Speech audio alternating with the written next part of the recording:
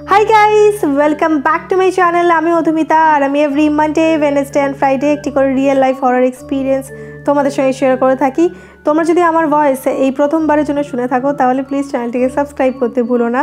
আর যারা আমার ভয়েস এতদিনে চিনে গেছো তাদের জন্য বলবো thank you so much for supporting and motivating me. তো চলো আজকের তো দুখানা এক্সপিরিয়েন্স তোমরা শুনতে পারবে। তার আগে একটা ছোট্ট ডিসক্লেমার, যেহেতু আমি হরর স্টোরিজ বলি, সেটা হচ্ছে যে তোমরা যারা ভূতে বিশ্বাস করো তাদের জন্য বলবো যে আমি জানি তোমরা সেই মুহূর্তে কীরকম ফিল করেছিলে যখন কোনো কিছু এক্সপিরিয়েন্স করেছিলে, বা যদি কখনো করো কীরকম ফিল করবে। আর যা তোমরা ভূতে প্রেতে আত্মাতে কিছুতেই বিলিভ করো না তাদের জন্য বলবো এই এক্সপিরিয়েন্সটাকে তোমরা অ্যাজ আ গল্প নিতে পারো, বাট কোনো নেগেটিভ কমেন্ট প্লিজ করো না। এবং আজকে যে দুখানা এক্সপিরিয়েন্স আছে সেটা দুটো এক্সপিরিয়েন্সই অহনার। এবার প্রথমটা হচ্ছে একটা রিবার্থের এক্সপিরিয়েন্স এবং সেকেন্ড এক্সপিরিয়েন্সটা আরও বেশি ভয়ের। তো দুটোই ভীষণ ইন্টারেস্টিং, ভীষণ ভয়ের এক্সপিরিয়েন্সেস। ও যেরকমভাবে আমাকে লিখে পাঠিয়েছে তোমাদের সঙ্গে আমি সেইভাবেই শেয়ার করব। বাট তার আগে একটা ছোট্ট কথা, সেটা হচ্ছে প্লেলিস্টে লিখতে পারছে ডিসক্রিপশন বক্সে। আজ অবধি আমি যত এরকম হরর এক্সপিরিয়েন্স শেয়ার করেছি সব জাস্ট একটা ক্লিকেই শুনে নিতে পারবে। তো চলো শুরু করলাম। তো বলছে, হাই দিদি, I have some horrific experience to share with you. By the way, আমি তোমার চ্যানেলের নিউ সাবস্ক্রাইবার, খুব ভালো লাগছে তোমার ভিডিওগুলো, থ্যাংক ইউ সো মাচ। আমি বেশ কয়েকবারই কিছু হরিফিক এক্সপিরিয়েন্স করেছি, সেভাবে হয়তো চোখে দেখার সুযোগ হয়নি ভূত প্রেত এইসব। আর এই ঘটনাটা হলো আমার জীবনের ফার্স্ট এক্সপিরিয়েন্স। এটা 2013 সালের ঘটনা। তখন আমি বেশ ছোট। আমার ফ্যামিলিতে দুই মামা ছিল, তার মধ্যে আমার ছোট মামা ছিল আমাদের ফ্যামিলির ব্যাকবোন। উনি খুবই প্রাণবন্ত একজন মানুষ ছিলেন। উনি বাঁচতে খুব ভালোবাসতেন আর সবাইকে বাঁচার জন্য ইন্সপায়ার করতেন। ওনার এজটা ফ্যামিলির বাকি মেম্বার্সদের থেকে কম হলেও কাজের আর বুদ্ধির দিক থেকে উনি সবার থেকেই বড় ছিলেন। ওনার দিকে তাকিয়ে আমাদের গোটা ফ্যামিলিটা বেঁচে ছিল। হঠাৎ 2013 সালে ওনার হেপাটাইটিস বি ধরা পড়ে। এরপর জাস্ট 7 দিনে সব শেষ। 7 দিন আগে পর্যন্ত কোনো রোগ লক্ষণ সেভাবে কিছুই চোখে পড়েনি। হঠাৎ মাথায় যন্ত্রণা আর ভমিটিং দিয়ে শুরু হয়। তারপর 7 দিনের মধ্যেই উনি মারা যান। আমাদের ফ্যামিলির মাথার ওপর আকাশ ভেঙে পড়েছিল সেই দিন। ইভেন ওনার মারা যাওয়ার শখ এখনও পর্যন্ত কেউ ভোলেনি। তো ওনার মারা যাওয়ার কিছুদিন পর, যেদিন ওনার ঘাটের কাজ ছিল, সেই দিন সন্ধেবেলায় আমি আর আমার মা দাদুর বাড়ির একটা সিঁড়িতে বসে আছি। তখন আমার দাদুর বাড়ির দোতলা হওয়ার কাজ চলছিল, সেটাও ওনারই তত্ত্বাবধানে। দেন আমরা যেখানে বসে আছি তার থেকে কিছু দূরে সোজা একটা জানলা ছিল। তার বাঁদিকে ছাদে যাওয়ার একটা সিঁড়ি, আর ডান দিকে উঠোন, আর বাড়ির মাঝে দেওয়াল। আর এই দেওয়ালের আর সিঁড়ির মাঝে ডিস্টেন্সটা কম ছিল। মানে আমি যেখানে বসেছিলাম সেখান থেকে কীরকমভাবে আমি বোঝাচ্ছি, সেটা হচ্ছে যে একটা জায়গায় বসে আছে, দেওয়াল ঘেঁষে বসে আছে, ঠিক আছে? ওই দেওয়ালে একটু এগোলেই বাইরে যাওয়ার রাস্তা, আর একটু এগোলেই একটা জানলা বাঁদিকে পড়বে, আর তার পাশে হচ্ছে একটা ছাদে যাওয়ার সিঁড়ি। ওইখানে আমার মনে হয় ঠিক করে অতটা বোঝাতে পারিনি, তো আমি ও একটু প্রপার ড্রয়িং করে আমাকে বুঝিয়েছে, তো আমি ওই ড্রয়িংটা দেখে তোমাদেরকে বোঝালাম। আর ওই এক্স্যাক্ট জায়গাটা আলো আধারি টাইপের ছিল, মানে 75% প্রায় অন্ধকারই, আর 25% মতন ওই মানে হয় না চাঁদের আলো বা রাস্তার আলো পড়ছিল জানলা দিয়ে। তো তখন আমার বড় মা আমার কাছে 1 প্লেট বিস্কিট নিয়ে এসেছে। স্বাভাবিকভাবে তখন সবারই মন খারাপ, আর আমায় উনি সান্ত্বনা দেওয়ার জন্য বলছিল, তো ছোটো মামার কিছু হয়েছে নাকি, সে তো ঘুরতে গেছে, এক্ষুনি চলে আসবে। আমি কথাগুলো শুনছি, হঠাৎ আমার ওই জায়গাটার দিকে চোখ গেল, আর আমি দেখলাম এক্স্যাক্টলি আমার মামার মতন একটা অবয়ব, ওরকম সেম গড়নের, মানে সেম বডি স্ট্রাকচার, ইভেন পোশাক পরাও, যেমন শ্যাডো হবে না, মানে কেউ যদি জামাকাপড় পরে থাকে যেরকম একটা শ্যাডো হতে পারে, এক্স্যাক্টলি সেম একটা শ্যাডো ঠিক সিঁড়ির যে হয় না ছাদের সিঁড়ি দিয়ে নামলো আর ওই দেওয়াল ভেদ করে চলে গেল। এটা কিভাবে সম্ভব? এটা আমার নিজের চোখে আমি দেখেছিলাম ওনার ঘাট কাজের দিনে। আমি জানি না তোমায় জায়গাটা কত ভালো করে বোঝাতে পেরেছি, তাই একটু এঁকেও দেখালাম। যাই হোক, এখানে হচ্ছে একটা এক্সপিরিয়েন্স, কিন্তু এরপরে একটা আরও বড় এক্সপিরিয়েন্স হয় এই সেম ওর মামাকে নিয়েই। সেটা হচ্ছে যে বেশ ইম্পর্ট্যান্ট একটা এটা ব্যাপার, সেটা হচ্ছে যে এবং খুব অস্বাভাবিক একটা ব্যাপার। সেটা হচ্ছে প্রথমত আমি ওখানে হয়তো এটা বলিনি যে আমার মামার যখন মারা যায়, মামা আর কি, মামার বয়স বেশি ছিল না, ওই 27 কি 28 মতন ছিল। এবার পরিবারের সব থেকে ছোট ছেলে ছিল আমার ছোটো মামা। আর দ্বিতীয়ত, যেমন তোমায় বললাম, অনেকেই অনেকভাবে আমার ওই মামার উপস্থিতি টের পেয়েছে। মানে এই এক্সপিরিয়েন্সগুলো আমি বলবো, বিকজ একটা রিবার্থের এক্সপিরিয়েন্স আছে, তো ওটা আমি বলবো একটু পরে। কিন্তু মামা কোনোদিনও কাউকে ভয় দেখায়নি বা ক্ষতি করেনি, কারণ উনি অনেক ভালো একজন মানুষ ছিলেন। তো এমনই একটা ঘটনা, মামা মারা যাওয়ার কয়েক মাস পরে তখন আমার বড় মামার বিয়ে হয়ে গেছে। আমরা সবাই বাইরের ডাইনিং রুমে বসে আছি, আর দাদু ঘরের ভেতরে টিভি দেখছে। তো সেই ঘরের আর অন্য কেউ ছিল না। তো হঠাৎ ঘর থেকে দাদু বেরিয়ে এসে আমাদের বলছে, এই প্রদীপ কই? মানে আমার বড় মামার কথা। দাদু জানতে চাইছে সে কোথায়, সে এখনো ওয়াশরুম থেকে বেরোয়নি। তো আমরা তো রীতিমতন অবাক, বড় মামা এখানে কি করে আসবে, সে তো এখনো কাজ থেকেই ফেরেনি। ইভেন সেই দিনকে সে আমার মামিকে ফোন করে বলেছিল যে তার ফিরতে একটু দেরি হবে, মানে ততদিনে আমার বড় মামার বিয়ে হয়ে যায় আর কি। তো আমরা দাদুকে বুঝিয়ে বললাম যে মামা কিভাবে এখানে আসবে, আর ওয়াশরুমেই বা কী করে যাবে, সে তো এখনও কাজ থেকে বাড়িই ফেরেনি। দাদু তো বিশ্বাস করতেই চায় না। দাদু সমানে বলে যাচ্ছে যে না, ও তো এখানে এসেছিল, আমার সাথে প্রায় আধ ঘন্টার ওপরে কথা হয়েছে। তারপর কিছুক্ষণ আগে ও বলল যে বাবা তুমি বসো, আমি ওয়াশরুম থেকে ফ্রেশ হয়ে এক্ষুনি আসছি। এছাড়া আরও অনেক কথা বলল, কিন্তু প্রদীপ সেই ওয়াশরুমে গেছে তো গেছেই, আর বেরোয়নি। আর বাইরে থেকে আর ওর কোনো কথাও শোনা যাচ্ছে না। তাই দাদু বাইরে এসে, মানে আমরা যেখানে বসেছিলাম ওখানে এসে জানতে চাইছে যে ও কি বাইরে গেছে কোথাও। কিন্তু এটা তো অসম্ভব। বড় মামা যদি দাদুর ঘরে ঢুকবে তো সেটা সবাই দেখতেই পাবে, কারণ বাড়িতে ঢোকার দরজা তো একটু দূরেই, যেটা আমাদের চোখের সামনে, আর যেখান থেকে আমরা বসেছিলাম। তাও আমরা বড় মামাকে একবার ফোন করলাম সে এখন কোথায় আছে সেটা জানার জন্য। সে স্বাভাবিকভাবেই জানালো সে এখনও কাজের জায়গাতেই আছে, তার একটু লেট হবে ঘরে ফিরতে। তাহলে সেদিন দাদুর ঘরে কে এসেছিল? আর আমার বড় মামা আর ছোটো মামা দুজন দুই ভাই হলেও স্বভাবে বেশ খানিকটা ফারাক ছিল। বড় মামা একটু চুপচাপ, কথা কম বলে, সবার সাথেই কথা কম বলে। বাট ছোটো মামা খুব কথা বলতে ভালোবাসতো আর সবাইকে হাসাতেও ভালোবাসতো। আর দাদুর কথা অনুযায়ী সেদিন বড় মামা যে দাদুর ঘরে এসেছিল সে সম্পূর্ণ অন্যরকম ছিল, তার বিহেভিয়ার পুরো ছোটো মামার মতন। সে ছোটো মামার মতনই হাসি খুশি ছিল, আর দাদুর সাথে একদম তার ছোট ছেলের মতন কথা বলছিল। তো এই ঘটনাটা পরিবারের সকলকেই অবাক করে দেয়।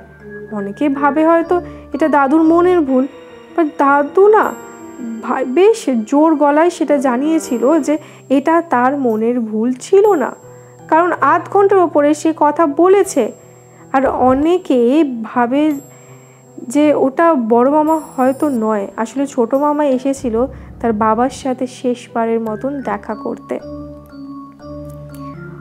এটা না অনেকের সঙ্গেই হয়, এটা আমি আগেও শুনেছি, এরকম দেখা দেয়, কথা বলে অন্য রূপ নিয়ে, তো এটা হয়।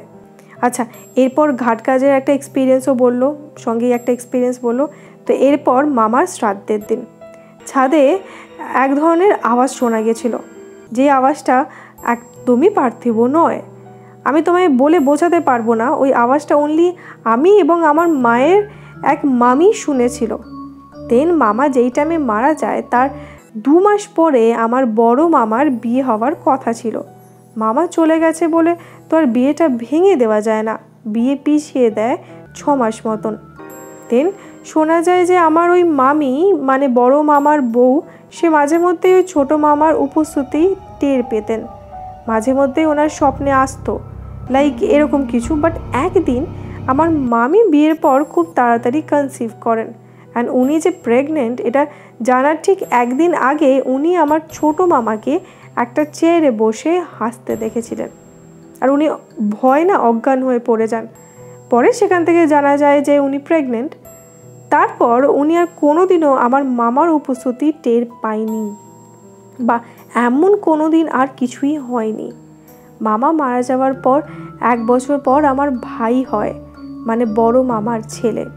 আর খুব আশ্চর্যজনকভাবে আমার ছোটো মামার এক সময়ে দাড়ি কাটতে গিয়ে থুতনিতে একটা দাগ হয়েছিল কেটে গিয়ে, আর ঠিক সেম দাগ আমার ওই ভাইয়ের মুখে দেখা যায়, সেম জায়গায়, সেম পুরো।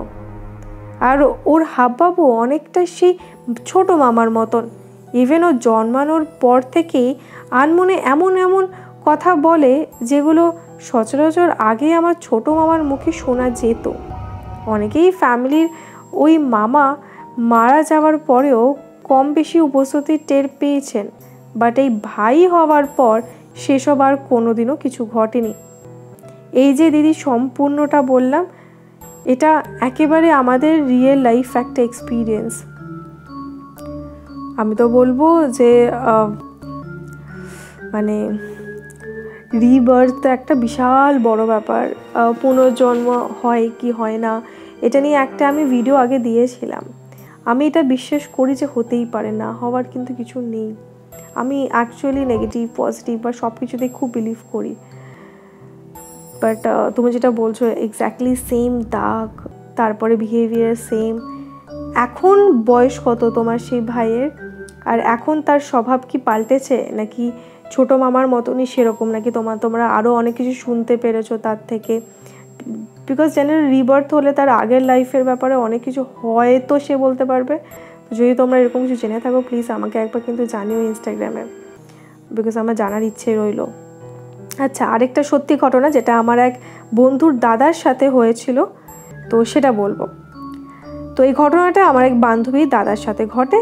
তো সে MBBS পড়ার জন্য বাইরে কোথাও গিয়েছিল, জায়গাটা এক্স্যাক্টলি আমার মনে নেই। তো সে এবং তার কটা বন্ধুরা সে জায়গায় কোনো একটা পিজি খালি পায়নি বলে একটা বাড়ি ভাড়া পায়, যেটা খুব কম ভাড়ার ছিল আর কি।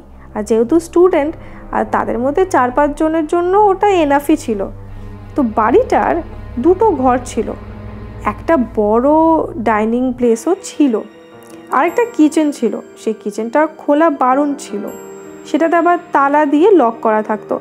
এবার সেকেন্ড রুম থেকে ডাইনিং প্লেস আর কিচেনটা খুব স্পষ্ট দেখা যেত, বাট ফার্স্ট রুম থেকে অতটা দেখা যেত না। তো কিচেনটা না ওরকমই আনইউজড হওয়ায় ওই ডাইনিং প্লেসে একটা ওপেন কিচেন টাইপের রান্না করার ব্যবস্থা ছিল। দেন ওরা সকালেই ওখানে চলে যায়, আর সারাদিন তো ঠিকঠাকই থাকে। বাট রাতের বেলায় কিচেনের ওই বন্ধ দরজাটা দিয়ে বিশাল আওয়াজ হতে শুরু করে, যেন দরজাটা কেউ জোরে জোরে ধাক্কা দিচ্ছে, আর চুরির আওয়াজ, আর বাঁচার জন্য শেষ আর্তনাদ এমন আওয়াজ আসছে। সেকেন্ড রুমে যারা ছিল তারা ফার্স্ট এই ব্যাপারটাকে লক্ষ্য করে, আর ওরা প্রচণ্ড ভয় পেয়ে যায়, দিয়ে ফার্স্ট রুমে চলে যায়। ওরাও আওয়াজটা পেয়েছিল, বাট ওরা এটা ভাবেনি যে আওয়াজটা রান্নাঘর থেকে আসছে। ওরা ভেবেছিল হয়তো সেকেন্ড রুমের কেউ মোবাইলের টিভি চালিয়েছে বা এমন কিছু। যেহেতু সেকেন্ড রুমটা রান্নাঘরের একদম সামনেই ছিল, তাই ওরা ভয়ে একটু দূরে ফার্স্ট রুমে চলে যায় আর সেখানেই রাতটা কাটায়। ওরা দরজা বন্ধ করে সবাই শুয়ে পড়ে, কোনোভাবে সেই রাতটা কাটে। আর নেক্সট দিন ওদের মধ্যে হয় না একটা বেশ পাকা ছেলে ছিল, সে না এইসবে একদমই বিশ্বাস করতো না। সে তখনও ভেবেছিল যে কোনো বন্ধুই হয়তো ওখানে রেকর্ডার লাগিয়ে কিছু একটা প্র্যাঙ্ক করছে। তাই সে সকাল হতে সে একজন পেশাদার কাউকে একটা ডাকিয়ে তালাটা ভেঙে ফেলে এবং দেখে যে কিচেনের মধ্যে তো কোথাও কিছু নেই, আর কোনো রকম অস্বাভাবিকও কিছু নেই। দেন ওরা নর্মাল দরজাটা লাগিয়ে দেয়। সেই দিন রাতে আবার সেম ঘটনাটা ঘটে, আর ওই যে পাকা মতন ছেলেটা ছিল ওর এবার বেশ ভয় পেয়ে যায় এবং ওর প্রচণ্ড জ্বর হয়ে যায়। নেক্সট দিনও সেম। এরপর ছেলেগুলো অনেকটা ভয় পেয়ে যায়, তাই বাড়ির মালিককে কল করে পুরোটাই জানায়। বাড়ির মালিক তো এইসব বিশেষ কোনো পাত্তাই দেয়নি এবং এগুলোকে বিশ্বাসও করেনি। এটা জেনারেলি হয় আর কি, বাড়ির মালিকরা কিছু করে না। আর এখানেও সেম লিখেছে, আর কোনো ব্যবস্থাও নেয়নি বাড়ির মালিক। তাই ওরা লোকাল কিছু লোকাল থানাতে গিয়ে দুটো পুলিশের সাথে কথা বলে, তারাও এসব কিছুতেই বিশ্বাস করছে না। এবং তারপর সকালেই তারা বাড়িতে আসে এবং ঘরে সব কিছু দেখার পর বলল, কই কোথাও তো কিছু নেই, এগুলো সব কেউ ইচ্ছা করে করছে হয়তো তোমাদের সঙ্গে। তখন ওরা পুলিশটাকে বলল যে আপনারা প্লিজ একটু রাতে আসুন না, সত্যি এখানে কিছু হয়, আর যদি সত্যি কিছু অস্বাভাবিক জিনিস রাতে ওনারা টের পান তখনই কোনো স্টেপ নেওয়া যাবে তাহলে।